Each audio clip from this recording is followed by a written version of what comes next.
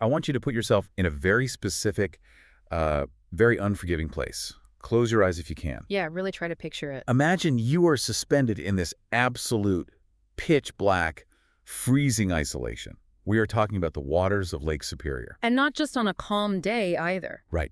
It is September of 1901. Mm-hmm. You aren't just in the water. You're in the middle of a screaming, violent gale. The kind of storm that it defies imagination. Exactly. The wind is howling so loudly that it physically hurts your ears. Yeah. It's this deafening roar that literally strips the breath right out of your lungs. Just sucking the oxygen away. Yeah.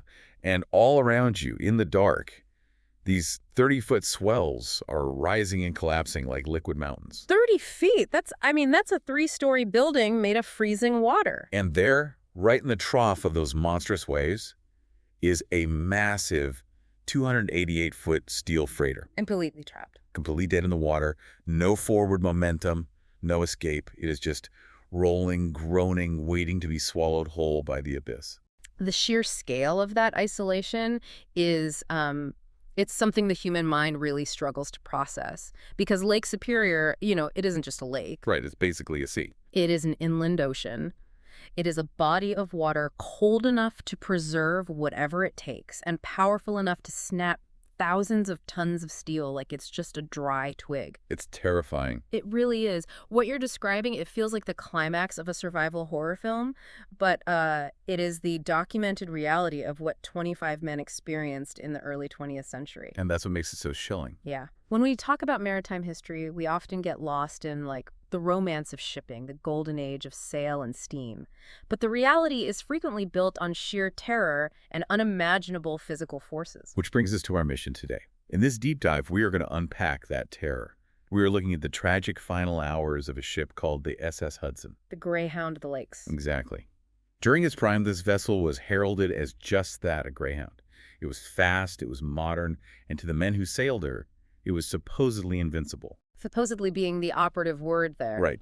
We are going to examine how this magnificent machine was systematically dismantled by nature and how its violent end birthed one of the most chilling, enduring ghost stories in the entire history of Great Lakes maritime lore. It's a heavy story, and our foundation for this comes from a really specific set of historical records and modern investigations. What kind of sources are we looking at? Well, we're pulling from the encyclopedic maritime records of the vessel's construction and history, but we're putting that alongside modern investigative reporting, specifically pieces like The Ghost of Lake Superior, the Hudson Shipwreck from NPR News. So we have the hard facts and the human element. Exactly.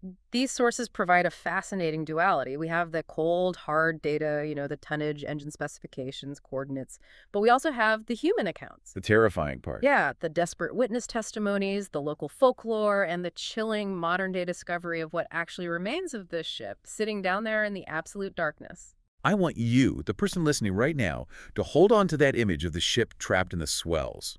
Imagine you are standing on the shore watching this disaster unfold, or God forbid, trapped in the belly of that steel hull. It's just nightmare fuel. It is, because this isn't some dry history lesson about a sunken boat. This is an examination of profound human vulnerability. It is a terrifying look at what happens when human hubris and cutting-edge technology are pitted against the unfathomable ancient power of nature. The water always wins. Always. So let's step back from the storm for a moment. Let's look at the genesis of this behemoth before it ever met the darkness. To really comprehend the magnitude of the tragedy, you have to understand the sheer ambition of the Hudson's creation. Right. Take us back to the beginning. So the ship was built in 1888 by the Detroit Dry Dock Company in Wyandotte, Michigan. And behemoth is really the only appropriate word here. This was a massive undertaking. Huge. The industrial age was in full swing, and shipbuilders were transitioning from the vulnerabilities of wood to the absolute rigid strength of metal.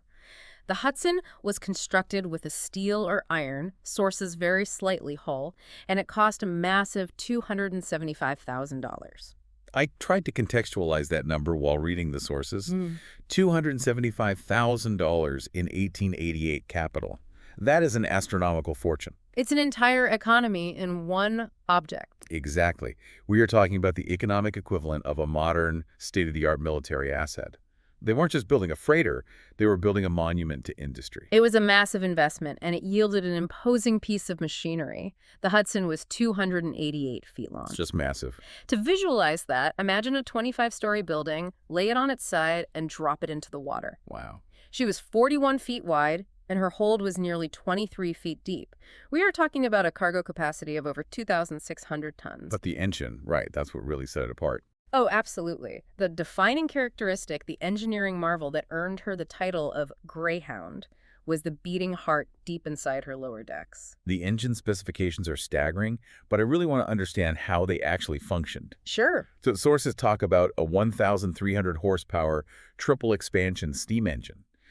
For anyone who isn't, a 19th century maritime engineer, what does triple expansion actually mean? How is it generating that much raw power? It is a brilliant but terrifyingly powerful piece of physics. So in an older single expansion steam engine, steam from the boiler pushes a piston once and is then just vented out. Seems like a waste.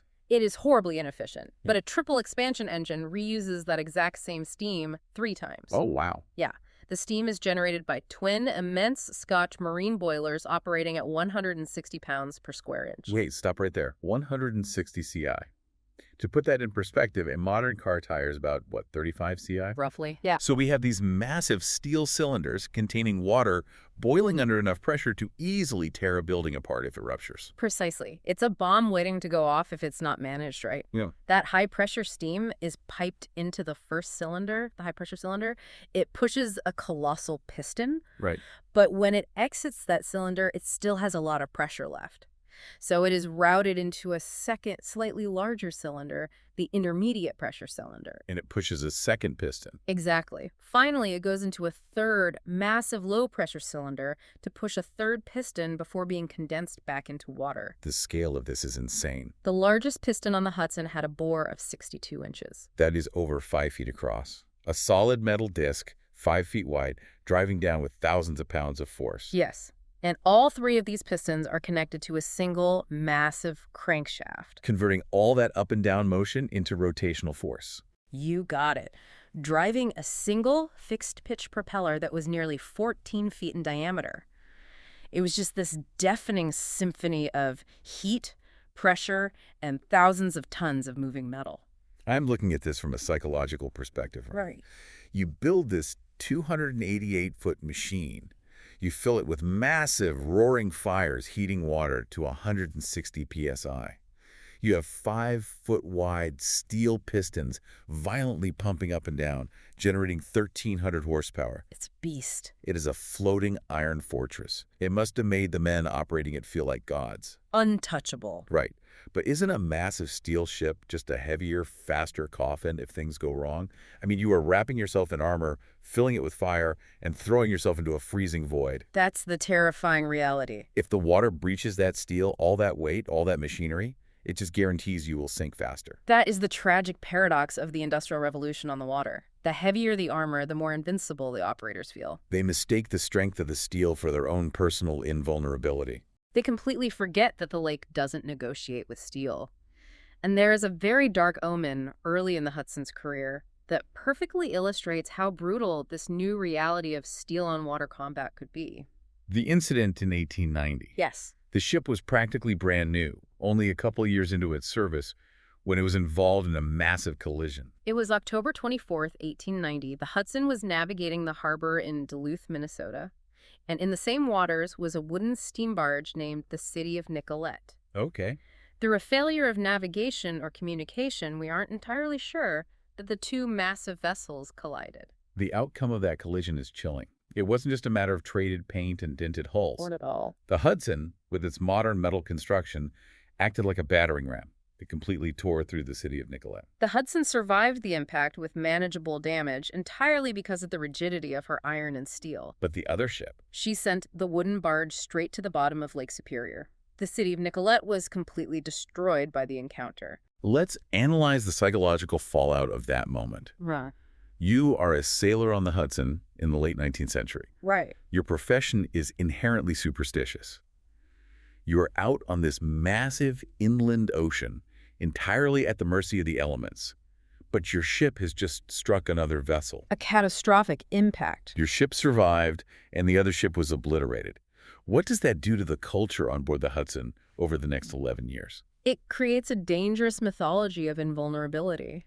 The crew begins to view the ship not just as a freighter, but as an apex predator of the Great Lakes. Like nothing can touch them. The psychological takeaway from sending another ship to the bottom while surviving yourself is the subconscious belief that the Hudson is unsinkable. The crew starts to trust the machine more than they respect the water. It breeds a terrible hubris. Yeah. They start to believe the lake can't touch them because another ship couldn't. And that hubris is the most dangerous cargo any ship can carry. Because 11 years later, the lake would demand a reckoning. It always does. The Hudson would leave that exact same port of Duluth, Minnesota for the very last time, and its perceived invincibility would be violently tested. This brings us to September 15th, 1901. Captain Angus J. McDonald is commanding the Hudson. An experienced man. He has a crew of 24 men under him, meaning 25 living, breathing human beings are on board. They pull out of Duluth, and their cargo isn't solid freight. No, it's not. They're carrying thousands of tons of wheat and flax, bound for Buffalo, New York. The nature of this cargo, the wheat, and specifically the flax, is the variable that turns this journey from a routine freight run into a terrifying physics problem. How so? When lay people think of ship cargo, they imagine wooden crates, heavily strapped down with chains, completely immobile in the hull.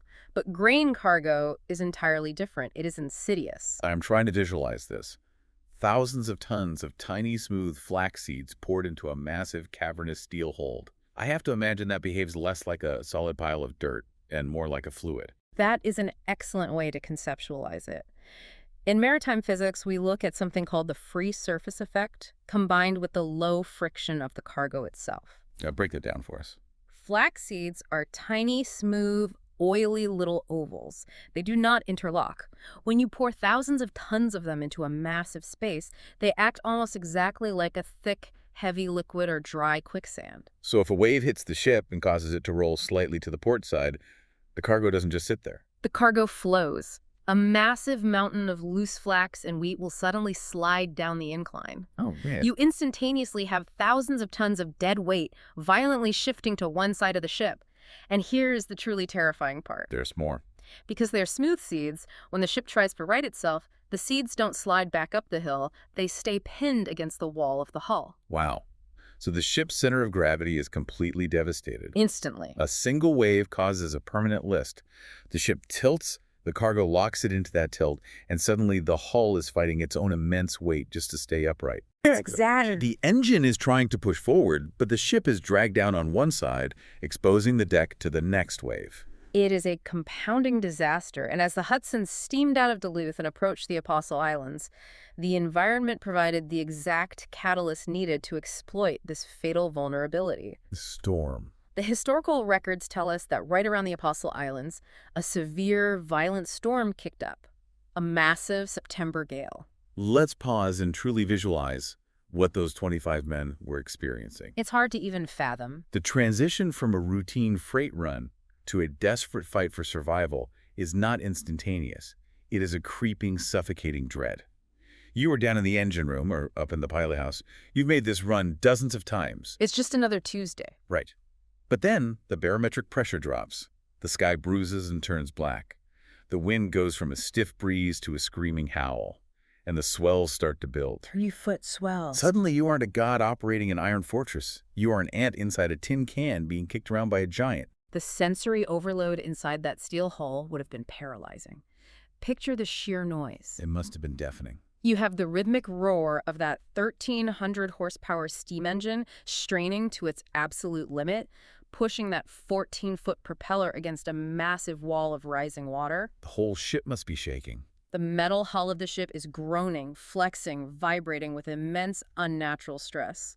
And outside, the temperature plummets. The waves begin crashing violently over the deck, and you are plunged into absolute darkness. The psychological terror of that isolation is profound. Those 25 men, the captain, the engineers feeding those massive 160 psi boilers, the deckhands, they have an agonizing realization. You're totally cut off. As those swells reach 20 or 30 feet and the ship starts to violently pitch and roll, They know they're entirely alone. There are no radios in 1901. No SOS calls. There is no Coast Guard helicopter coming to drop a rescue basket. They are trapped in a freezing steel box in the dark, and the lake is actively trying to pull them under. They were fighting a desperate, solitary battle against the water. But there is a chilling caveat to their isolation. What's that? They were alone on the water, but they were not entirely unseen in their final agonizing hours. The witnesses at Eagle River. Yes. This is the section of the source material that genuinely made my stomach drop. We actually have eyewitness accounts of the Hudson's death throes. We do. And it paints a picture of absolute helplessness. It is the morning of September 16th, 1901. The storm is raging at its absolute peak. Just a maelstrom outside. Standing in the lighthouse at Eagle River, Michigan, are the lighthouse keepers. Their job requires them to monitor the weather and the water. Right. They look out into this violent, churning gray expanse, and through the howling wind and the mist, they spot a massive twin-stacked steamer. The greyhound of the lakes. The Hudson. But she is no longer a predator. The keepers report a scene of apocalyptic terror. The ship is completely dead in the water. Put yourself in the shoes of those lighthouse keepers. It's gut-wrenching. You are standing inside a thick stone tower. You are on solid ground. You are safe from the wind and the freezing water. And just a few miles offshore, you are watching 25 men slowly die. Just watching it happen. You can see the massive silhouette of the ship. You can see those twin smokestacks. Fundamentally, that there are living, breathing human beings trapped inside that metal hull. Men who are fighting for their lives. They are terrified. They're probably freezing. The engineers are probably in the dark, desperately trying to restart the massive engine or fix whatever catastrophic failure has occurred. And you can't do a single thing. Between you and the Hudson is an uncrossable expanse of violent, chaotic water. You cannot launch a rowboat. You cannot throw a rope. Yeah. You are completely impotent. You are forced to be a spectator to a mass casualty event. The psychological weight of that observation is crushing. And the keepers noted a specific fatal detail the ship was listing badly. Oh, God. The cargo. Exactly. This heavily supports the shifting cargo theory we discussed. The vessel was tilted violently to one side, unable to right itself. The massive hull was being battered again and again by the towering waves. The death throes of a mechanical titan. Precisely. They watched as the Hudson, crippled and leaning, finally succumbed. The ship simply rolled over. Just like that. The sheer weight of the shifted cargo, or perhaps the flooding of the engine room, pulled the center of gravity past the point of no return. It rolled onto its side, the massive twin smokestacks hitting the water, and in a matter of moments, it vanished beneath the surface. It is the instantaneous nature of it that is so deeply unsettling. There were no lifeboats launched. They wouldn't have survived anyway in those ways. True, but there wasn't even time to try. The lake swallowed all 25 crew members into the abyss in a matter of seconds. 1 minute, you are looking at a 288-foot marvel of human engineering fighting for its life, and the next, there is nothing but the freezing dark and the continuous indifferent roar of the gale. I keep thinking about the silence that follows something like that. Down below, you mean? Yeah. On the surface, the storm is still screaming. But beneath the water, as that massive ship plummets into the depths, it is just cold, dark silence. The physical destruction was over, but the agonizing aftermath for the people on land was just beginning. The fog of tragedy is always thickest in the immediate hours and days following a disaster, particularly in 1901. Because of the communication gap? Right. Our modern brains are so accustomed to instant information, GPS tracking, satellite phones, instant news alerts. But in 1901, communication was fragile. The gale that sank the Hudson had wreaked havoc on the mainland. Telegraph wires snapped, right? Exactly. Telegraph wires were snapped, communication lines were down. So the horrifying report from the Eagle River lighthouse keepers couldn't be instantly verified or widely broadcast to the shipping companies or the families in Duluth. It created a temporary, excruciatingly agonizing void of information. And nature abhors a vacuum. Into that void rushed desperate, clinging rumors. The sources mentioned the theories swirling around the mainland. The families of the 25 sailors, the company executives, they were clinging to any narrative that didn't involve the ship at the bottom of the lake. Denial is a powerful thing. There were rumors that the lighthouse keepers had simply made a mistake, that through the fog and the rain they had seen a different ship entirely, or that they had misjudged the severity of the listing. There was even a highly circulated, almost fantastical rumor that another vessel had miraculously swooped in during the absolute peak of the 30-foot swells and rescued the entire crew of the Hudson before she went down. Let's examine the psychology there. Based on everything we know about the weather conditions, the 30-foot waves, the screaming wind, a mid-lake rescue by another ship was physically impossible. Absolutely impossible. You couldn't bring two steel hulls near each other in those swells without destroying them both. So why do these rumors take root? Because the human mind actively, violently rejects absolute tragedy when there is a lack of physical evidence.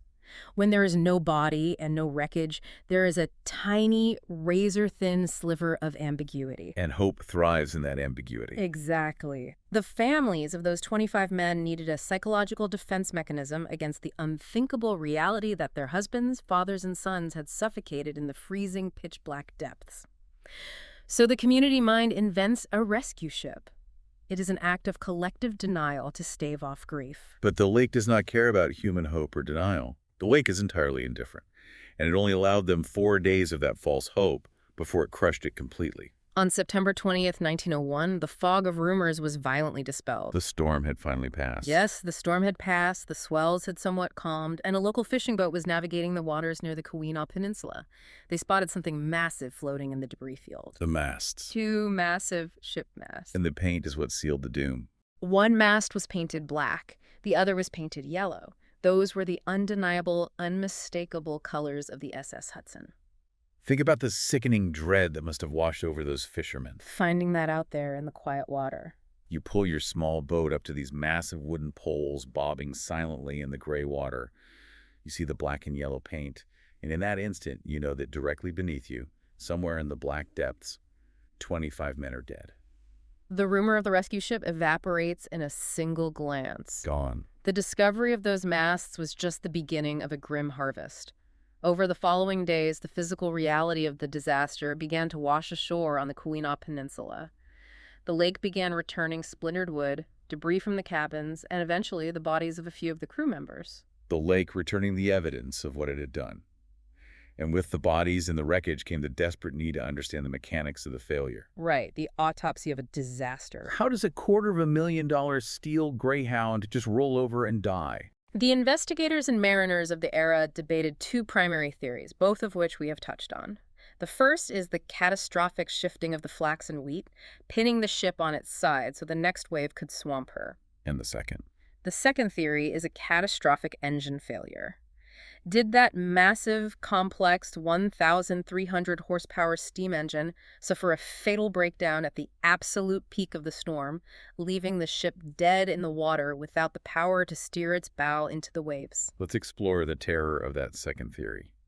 If it was an engine failure, I want to imagine the sensory experience deep in the belly of that ship. Put yourself in the engine room. You are an engineer.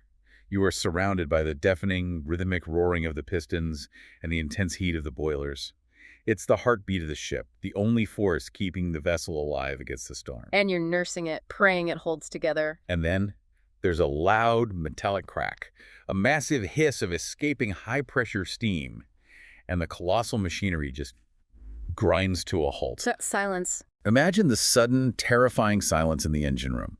The mechanical heartbeat stops, punctuated only by the sound of the steel hulls screaming as the 30-foot waves begin to hit it broadside. Which is a more terrifying fate, being dragged down slowly by the insidious weight of your own shifting cargo, or sitting in the dark, dead in the water, in absolute mechanical silence, knowing you have no power, just waiting for the wave that will finally push you under. From a psychological standpoint, both scenarios are devastating because they represent a betrayal. A betrayal of the machine. Yes. In the shifting cargo scenario, you are betrayed by the very thing you are tasked with protecting. In the engine failure scenario, you are betrayed by the massive technology that was supposed to make you invincible. Either way, you're doomed. Regardless of the exact mechanical sequence, the physical ship was gone. The shipping company wrote the vessel off as a total loss of $180,000, its depreciated value at the time. But here is where the narrative shifts from a purely historical mechanical tragedy into the realm of psychological horror. Things get very strange. The physical ship was gone, resting somewhere in the crushing black depths. But in the minds of the locals along the coast, the Hudson never really left Lake Superior. We are entering the territory of folklore, the birth of a ghost ship. This is where the story of the Keweenaw Peninsula becomes deeply eerie. The Hudson didn't just sink and fade into a footnote in a maritime registry. It became one of the Great Lakes' most enduring, terrifying legends. Passed down for generations. According to local tradition, a spectral, twin-stacked freighter is frequently seen navigating the dark, foggy waters near the Keweenaw Peninsula. And these sightings are not random. The folklore heavily concentrates these spectral appearances around the middle of September, Specifically, around September 16th. the exact anniversary of the ship's violent end. People claim to look out into a gathering autumn gale, or into a thick fog bank, and see the impossible silhouette of the Hudson. They see its black and yellow masts rising out of the mist, a phantom ship still silently trying to complete its voyage to Buffalo. It's a haunting image. But the NPR news source details a specific story from 1940 that is incredibly spine-chilling. The 1940 account is really a cornerstone of the Hudson's mythology. The story claims that a tugboat captain was navigating the waters near where the Hudson went down. A thick fog rolled in, reducing visibility to zero.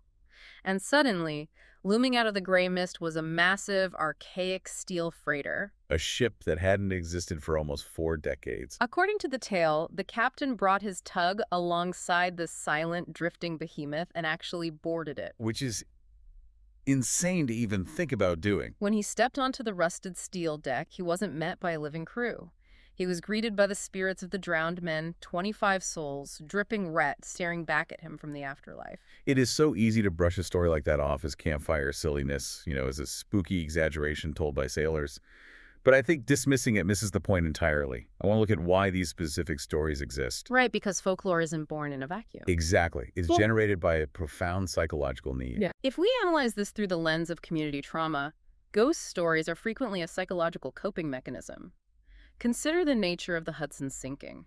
It was a violent, sudden erasure of 25 lives. They're 1 minute, gone the next. 1 minute they were fighting a storm, the next they were gone beneath the waves. There were no survivors to return home and explain their final moments. There were no last words. There was only silence. And the human mind absolutely abhors a sudden, meaningless vanishing. We cannot process the concept that a human being is simply here 1 second and erased the next. Because the lake swallowed these men whole, without offering any closure, the collective mind of the community fills the void with supernatural return. It is a fundamental refusal to accept that these men are just gone forever. It's easier to think they're still sailing. By circulating stories of a ghost ship, by claiming they are still out there sailing in the fog, the community gives the crew a strange kind of immortality. It is a way of subconsciously stating, the lake didn't truly beat them. They are still out there, continuing their work. The ghost ship is literally the trauma of the sinking, floating back up to the surface every September. It is a manifestation of unresolved grief. That's a great way to put it. But the reality, the physical, horrifying reality, was much darker, much colder, and much more permanent than a phantom ship sailing in the mist. Because the actual physical Hudson wasn't sailing anywhere. It was resting in an unimaginably dark, freezing tomb. And it would stay hidden in that pitch-black abyss, completely undisturbed, for 118 years. That brings us to a massive leap forward in time. From the haunting folklore of the mid-20th century, we jump all the way to July of 2019. Modern day. More than a century after the lake violently swallowed the Hudson, human technology finally caught up to the depths of Lake Superior. A team went looking for her. This was a highly sophisticated expedition led by shipwreck hunters Jerry Eliason and Craig Smith. They were utilizing modern technology to hunt for the lost wrecks of Lake Superior. I had a list, right? Yeah, their target list included the Hudson, a paddle steamer called the Sunbeam, and another lost vessel called the SR Kirby. Their search eventually led them to a set of coordinates about 4 miles off the coast of Eagle Harbor, Michigan. This is geographically very close to where those lighthouse keepers had stood and watched the disaster unfold in 1901. Utilizing modern sonar, they located an anomaly on the lake bed. But I want to clarify how sonar works in this context because it is crucial to understanding the difficulty of the search. Yeah, explain that process. Sonar involves sending sound waves down through the water column. When those sound waves hit something solid, they bounce back up to a receiver on the boat. By measuring the time it takes for the echo to return, the computer paints a topological map of the bottom. So it shows a shape. Right. A sonar return just shows you a shape. It shows you a hard mass protruding from the mud. It doesn't tell you the name of the ship. To confirm it is the Hudson, you have to send a camera down. I really want to explore the mechanics of what it takes to send a camera down to this specific wreck. We aren't talking about a scuba diver with a waterproof GoPro. Not even remotely. Yeah. The team is bobbing on a small boat on the surface of Lake Superior. Beneath them is an absolute abyss. Right. They take a specialized drop camera, an incredibly robust piece of equipment encased in pressure-resistant housing, attach it to a heavy cable, and start lowering it into the water. And they have to let out a massive amount of cable, nearly 1,000 feet of it. Imagine watching the monitor on the boat. Yeah. You are dropping this camera into a sheer void. Just blue, then gray, then black. The sunlight penetrates the water for maybe the first 100 feet, and then the screen just goes black. Nothing but suffocating, claustrophobic darkness. You are lowering a lens on a wire into an alien hostile environment, hoping the tiny light on the rig happens to illuminate a target that has been sitting dead in the freezing mud since the Roosevelt administration. The precision required is immense. The boat is drifting on the surface currents, the wind is pushing you, underwater currents are bowing the long cable, and you are trying to shine a flashlight on a specific piece of rusted metal nearly 1,000 feet below you. Talk about a needle in a haystack. The camera descends slowly through the gloom. It passes over the target area several times, seeing nothing but the flat, featureless mud of the lake bottom. And then, a cinematic reveal. Out of the absolute pitch blackness, the camera's light hits a massive wall of rusted steel. Unmistakable. And there, emerging from the dark like a message from the dead, are 3 massive letters painted on the stern, HUD. The Hudson, found after 118 years of absolute silence. The state of the wreck as it sits today is something that profoundly disturbs me. Let's discuss exactly where and how it is resting, because it is terrifying. The wreck rests at a crushing depth of 825 feet. 825 feet. To put that vertical drop into perspective, if you took a 2.5 football field-long building and sank it straight down, the top wouldn't breach the surface. And the water pressure at the depth. What are we talking about mechanically? At 825 feet, the hydrostatic pressure is immense. It is roughly 360 pounds per square inch of force pressing in on every single surface. So no one is ever going down there. That pressure makes the wreck absolutely impossible for human divers to explore. A human body would be instantly crushed. Only specialized deep-water robotic cameras can survive down there. It's completely isolated. Eliason noted that at 825 feet, the Hudson is tied with the SR Kirby as the second deepest shipwreck ever located on the Great Lakes. The only wreck found deeper is the freighter Scotiadock, resting at 870 feet. So the Hudson is essentially an untouchable monument. But what did the camera reveal about the physical state of the ship? The mental image painted by the sources is haunting. Despite the staggering violence of the storm and the immense pressure of the descent, the massive steel hull of the Hudson is completely intact. It didn't break in half like the Titanic. But it didn't just land flat either. No, it didn't settle gently on the bottom like a ghost ship going to sleep. The sheer weight of the engines, the cargo, and the physics of its plunge resulted in a brutal final resting posture. The ship is violently speared, bow first, deep into the muddy lake bottom. It is stuck into the earth like a javelin. Yes. The bow dug so deeply into the mud that the stern of the ship, where they found the letters, is angled violently upwards. It rises roughly 20 feet off the lake floor, pointing back up toward the surface, toward the world of the living. That posture alone is terrifying. But there is one brutal detail from the camera footage that really underscores the absolute nightmare of the sinking. The cabins. The steel hull is intact. The massive triple expansion engine is still sitting inside it. But the wooden cabins, the structures built on the deck where the living quarters were, where the captain steered, where the men would have been seeking shelter, are completely gone. Ripped right off. The cabins broke entirely free from the steel deck and floated away during the sinking. I want to look at the physics of that for a second. Think about the unimaginable kinetic violence required to shear an entire wooden structure off the deck of a sinking steel ship. It's hard to fathom the forces at play. As the heavy steel hull and the massive cargo of flax drag the ship downward at high speed, the wooden cabins, which are full of buoyant air, want to float. The drag and the buoyancy act like a massive balloon pulling violently upward while thousands of tons of metal plunge downward. Tearing itself apart. The Hudson didn't just slip beneath the waves. It was ripped apart by the physics of its own destruction. Imagine being inside those cabins as the ship rolls, feeling the wooden structure literally being torn from the steel bolts holding it to the deck. Before the water rushes in, the structure implodes and everything goes dark. The shearing of the cabins is physical, irrefutable proof of the chaos those men experienced in their final moments. It is a stark reminder of the immense energy released in a deep-water shipwreck. The water rushing in, the trapped air violently tearing the ship apart from the outside in. When we step back and look at the entire tragic arc of the SS Hudson, what is the ultimate takeaway? What does this story tell us? It is a story of a machine so formidable it literally tore another ship apart without a scratch. Then, in a matter of hours, it is reduced to a helpless, wallowing victim of nature, completely unable to save the 25 men trapped inside its belly. And from there, it just becomes a ghost story. It transitions into a psychological ghost story, a phantom built of a community's grief and denial. And finally, over a century later, a camera in the dark reveals it to be nothing more than a silent, rusted tomb, speared violently into the mud, completely untouchable by human hands. It stands as the ultimate testament to the vulnerability of humanity. No matter how much thick steel we forge, no matter how many massive 160 psi boilers we build, or how many thousands of horsepower we harness with complex steam engines, our technology is profoundly fragile. It really is. When we take our greatest, heaviest inventions and pit them against the ancient, indifferent, monolithic wrath of deep water, we are always the underdog. The steel might survive, but the men inside do not. The lake always wins. The water is endlessly patient. It doesn't need to be stronger than the steel. It just needs to find the flaw in the design. The shifting flax. It will exploit the shifting cargo. It will exploit the straining boiler. It will exploit the hubris of the captain who believes his ship is an apex predator. And it will pull all of it down into the dark.